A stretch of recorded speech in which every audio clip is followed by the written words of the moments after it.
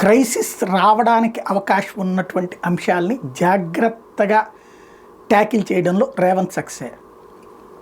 ఒక ఉద్యమాల ఎమోషన్ నుంచి తెలంగాణ రాష్ట్రం ఏర్పడింది.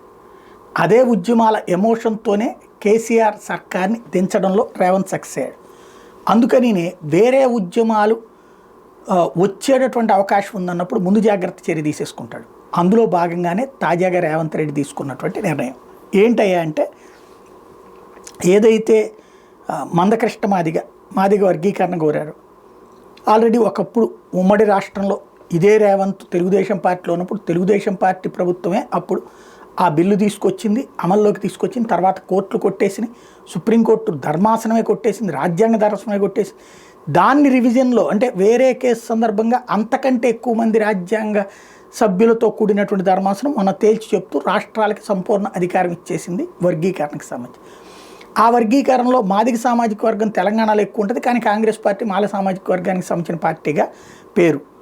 ఆంధ్రప్రదేశ్లో వచ్చేటప్పటికి మాల సామాజిక వర్గం ఎక్కువ ఉంటుంది, ఇక్కడ వచ్చేటప్పటికి తెలుగుదేశం పార్టీ మాదిగ సామాజిక వర్గానికి సంబంధించిన పార్టీగా పేరు. ఇక్కడ ఇద్దరికి ఇది ఒక సమస్య కూర్చుంది. అయితే చంద్రబాబు ఏం చేశారు, ఇక్కడ మాదిగలకు రిజర్వేషన్కి సంబంధించి ఒక ఏకసభ్య కమిషన్ వేసి త్వరగా ఇచ్చే చర్యలు చేస్తున్నారు. తద్వారా ఇక్కడ ఓట్ల ఆస్పెక్ట్లో కాకుండా తను గతంలో ఉన్నటువంటి కమిట్మెంట్కి ప్రిపేర్ అవుతున్నాడు. అట్లాగే అక్కడ ఇవాళ ఉన్న వాస్తవానికి అనుగుణంగా రేవంత్ స్పందించేందుకు సిద్ధపడ్డారు. వాస్తవంగా బీజేపీతో మమేకమై తిరుగుతున్నటువంటి మందకృష్ణ మాదిగ మొన్న ఉద్యమానికి పిలుపునిచ్చినటువంటి సందర్భంలో ఈలోపు అకస్మాత్తుగా క్యాబినెట్ మీటింగ్ పెట్టేసేసి అసెంబ్లీలో పెట్టేసేసి 3 కేటగిరీల కింద వర్గీకరించి నిర్ణయాలు తీసేసుకోవడం.